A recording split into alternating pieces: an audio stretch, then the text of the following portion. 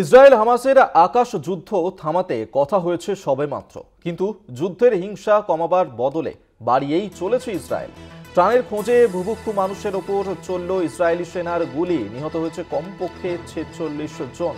অর্থাৎ কোথাও গিয়ে এই যুদ্ধ থামবে এমনটাই কিন্তু মনে করা হচ্ছিল, কিন্তু এখনো পর্যন্ত যুদ্ধ থামার কোনো লক্ষণই নেই, কারণ হামলা কিন্তু ক্রমশই বাড়িয়ে চলেছে ইসরায়েল এবং যুদ্ধের যে হিংসা পরিস্থিতি তা আরও জটিল আকার ধারণ করছে।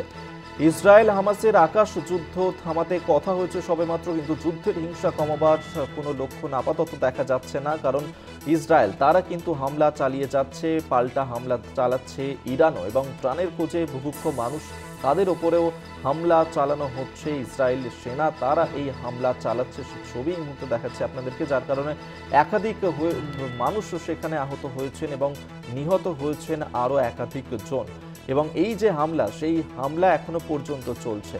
ইসরায়েল হামাসের আকাশ যুদ্ধ থামার কথা হয়েছে সবেমাত্র, কিন্তু যুদ্ধের হিংসা কমার বদলে ক্রমশ তা বেড়েই চলেছে, কারণ ইসরায়েল তারা হামলা চালিয়ে যাচ্ছে বুভুক্ষ মানুষের ওপর। ইসরায়েলি সেনা হামলা চালাচ্ছে।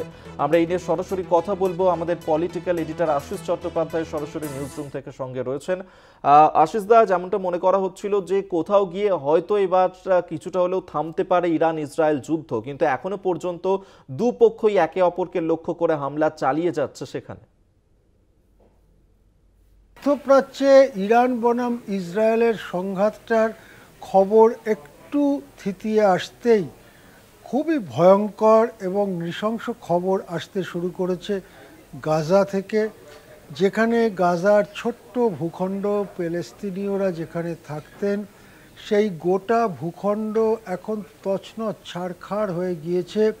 সেখানে থাকার মতো বাড়ি প্রায় নেই।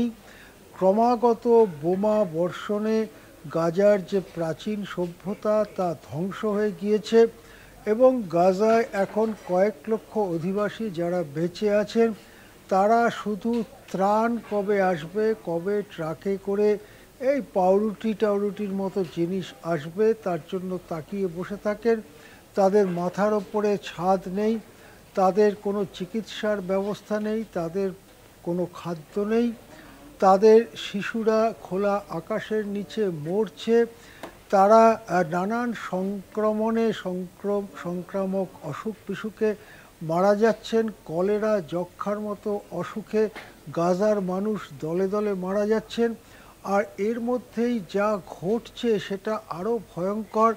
কখনো কখনো হয়তো একটা ট্রাকে কিছু খাবার দাবার, কিছু ত্রাণ সামগ্রী ঢুকছে ওই অঞ্চলে, আর তখন এক টুকরো পাউরুটি পাওয়ার জন্য হাজার হাজার গাজাবাসী তারা দৌড়ে যাচ্ছেন সেই ট্রাকের দিকে, পরস্পরের সঙ্গে ধাক্কাধাক্কি এমনকি মারামারিও হচ্ছে। আর যখনই এই ভিড়টা ওই ত্রাণবাহী ট্রাকের দিকে এসে আছড়ে পড়ছে, তখনই তার উপরে গুলি চালাচ্ছে ইসরায়েল। এই ঘটনা আজকেই প্রথম ঘটল তা না, এর আগে বারবার এই ঘটনা ঘটেছে।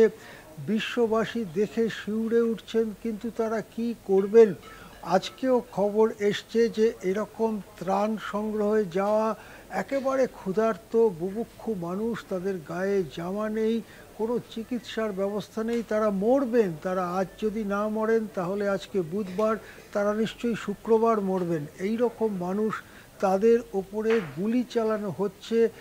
অন্তত ৪৬ জনের আজকে নিহত হওয়ার খবর মিলছে। হয়তো এরপরে সংখ্যাটা অনেক বাড়বে, কিন্তু আমরা ব্যস্ত হয়ে পড়ব অন্যান্য বড় খবরে, বিগ নিউজ যাকে বলা হয়, এবং তার মধ্যেই গাজার মানুষগুলো ধীরে ধীরে তিলে তিলে শেষ হয়ে যাবেন। এই রকমই খবর মিলছে গাজা থেকে।